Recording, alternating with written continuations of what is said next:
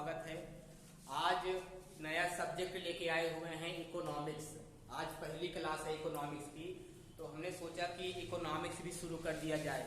तो इकोनॉमिक्स की आज पहली क्लास है। अगर देखा जाए तो आज केवल बेसिक पढ़ा रहे हैं इकोनॉमिक्स में, तो स्टार्टिंग से पढ़िए आप लोग। और जितनी इकोनॉमिक्स की क्लास होगी सारी क्लास आपकी यूट्यूब पे अपलोड कर देंगे।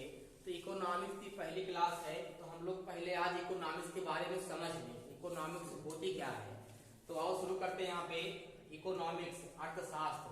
तो अगर कहा जाए कि इकोनॉमिक्स क्या होती है, इकोनॉमिक्स जो बुक है, अगर बुक की बात करेगा तो चाणक्य ने अर्थशास्त्र नामक पुस्तक लिखी। अगर पूछेगा कि अर्थशास्त्र नामक पुस्तक किसने लिखी, तो आप लोग क्या बताओगे? चाणक्य ने लिखा। किसने लिखा? चाणक्य ने अर्थशास्त्र नामक पुस्तक लिखी।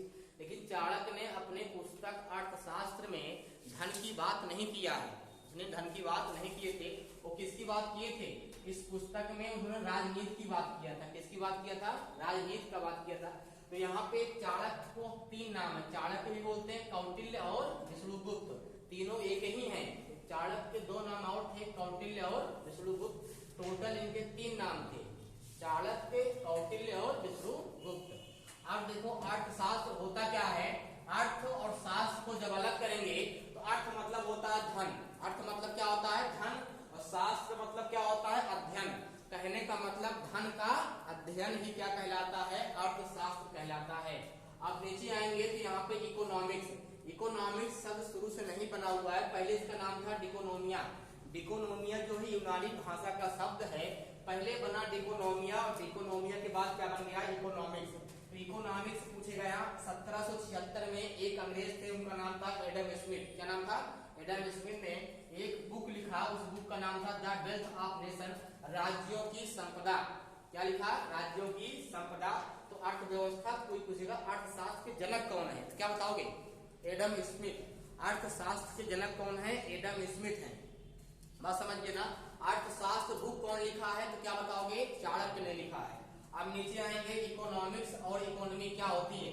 इकोनॉमिक्स का मतलब होता है अर्थशास्त्र। क्या होता है? अर्थशास्त्र। इकोनॉमी का मतलब होता है अर्थव्यवस्था। क्या होती है? अर्थव्यवस्था।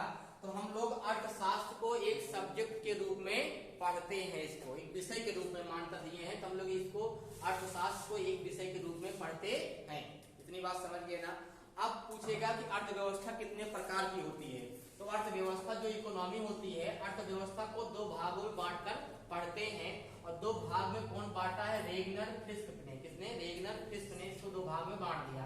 पहला नाम है माइक्रो इकोनॉमिक्स और दूसरा नाम है मार्को इकोनॉमिक्स। पहला पार्ट क्या है? माइक्रो इकोनॉमिक्स, और दूसरा भाग क्या है? Marco economics. और माइक्रो इकोनॉमिक्स क्या होता है? अगर पूछेगा माइक्रो इकोनॉमिक्स के फादर कौन है, तो इसके फादर कौन है? एडम स्मिथ है। फादर मतलब जनक, ठीक है। फादर मतलब क्या होगा? जनक। तो इसके जनक कौन है? एडम स्मिथ है।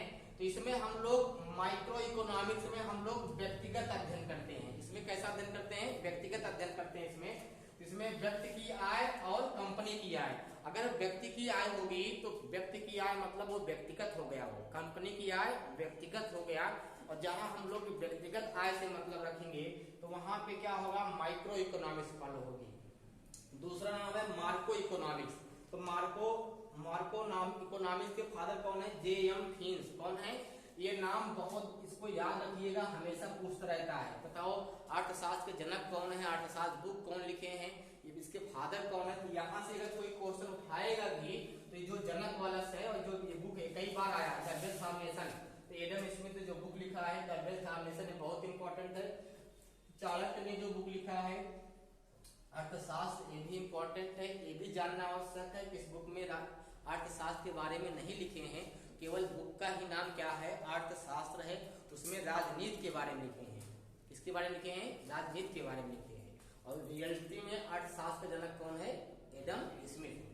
अब यहाँ पे आएंगे तो जे.एम. फिन्स है, मार्को इकोनॉमिक्स के जनक हैं। इसमें हम लोग संपूर्ण अर्थव्यवस्था का अध्ययन करते हैं। और इसमें हम लोग